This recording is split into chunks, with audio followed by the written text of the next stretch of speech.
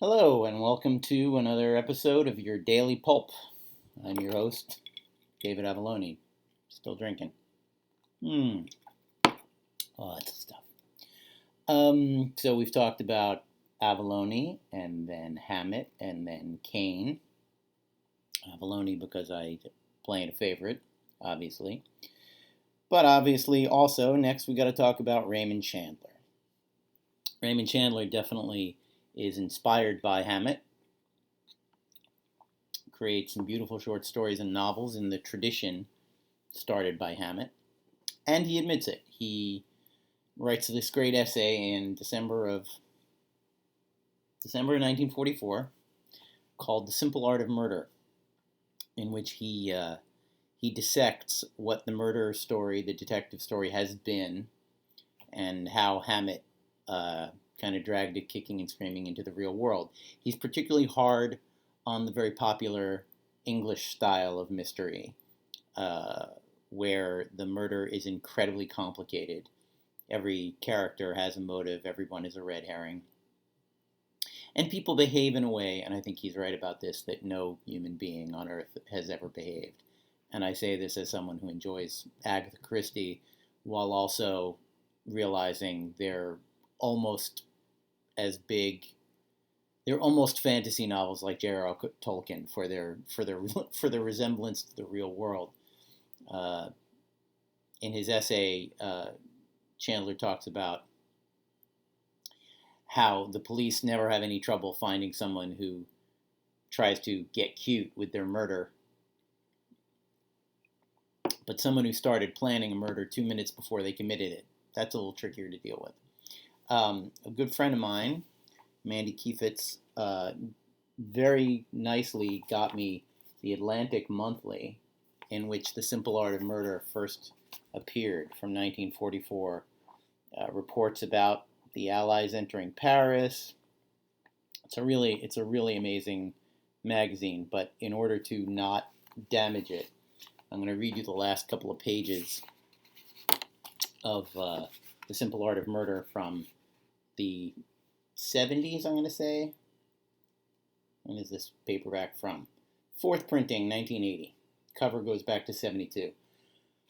Simple Art of Murder collects 4 or 5 of Chandler's short stories, but starts with the essay Simple Art of Murder.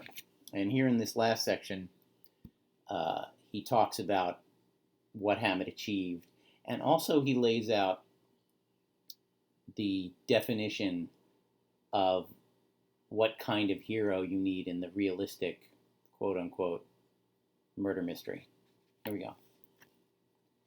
The realist in Murder writes of a world in which gangsters can rule nations and almost rule cities, in which hotels and apartment buildings and celebrated restaurants are owned by men who made their money out of brothels, in which a screen star can be the fingerman for a mob, and the nice man down the hall is a boss of a numbers racket. A world where a judge with a cellar full of bootleg liquor can send a man to jail for having a pint in his pocket. Where the mayor of your town may have condoned murder as an instrument of money-making. Where no man can walk down a dark street in safety because law and order are things we talk about but refrain from practicing. A world where you may witness a holdup in broad daylight and see who did it, but you will fade quickly back into the crowd rather than tell anyone, because the hold-up men may have friends with long guns, or the police may not like your testimony, and in any case the shyster for the defense will be allowed to abuse and vilify you in open court before a jury of selected morons, without any but the most perfunctory interference from a political judge. It is not a fragrant world. But it is the world you live in, and certain writers with tough minds and a cool spirit of detachment can make very interesting and even amusing patterns out of it. It is not funny that a man should be killed, but it is sometimes funny that he should be killed for so little, and that his death should be the coin of what we call civilization. This is still not quite enough.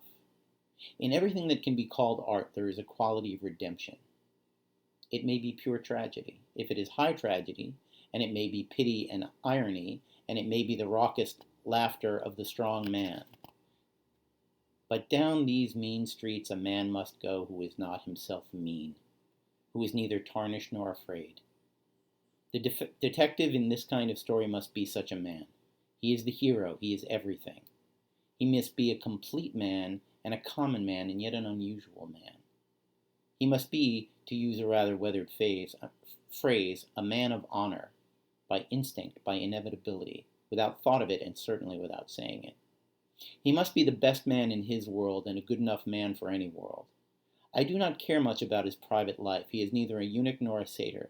I think he might seduce a duchess, and I am quite sure he would not spoil a virgin.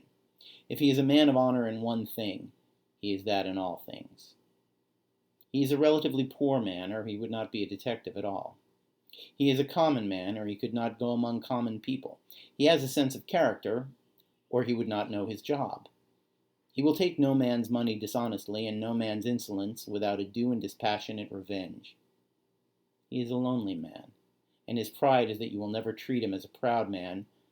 He is a lonely man, and his pride is that you will treat him as a proud man, or be very sorry that you ever saw him. He talks as the man of his age talks, that is, with rude wit, a lively sense of the grotesque, a disgust for sham, and a contempt for pettiness. The story is this man's adventure in search of a hidden truth, and it would be no adventure if it did not happen to a man fit for adventure. He has a range of awareness that startles you, but it belongs to him by right, because it belongs to the world he lives in. If there were enough like him, the world would be a very safe place to live in, without becoming too dull to be worth living in. That's Raymond Chandler defining the private eye. You might have noticed a phrase in there. Down these mean streets a man must go who is not himself mean. The people who make crime fiction in the present day often mine Hammett and Chandler for evocative phrases. And so too did Martin Scorsese mine that essay for Mean Streets. It is a terrific phrase. So that's Raymond Chandler. That's the definition of a private eye. The next time we talk about Chandler, I have two more things to do with Chandler.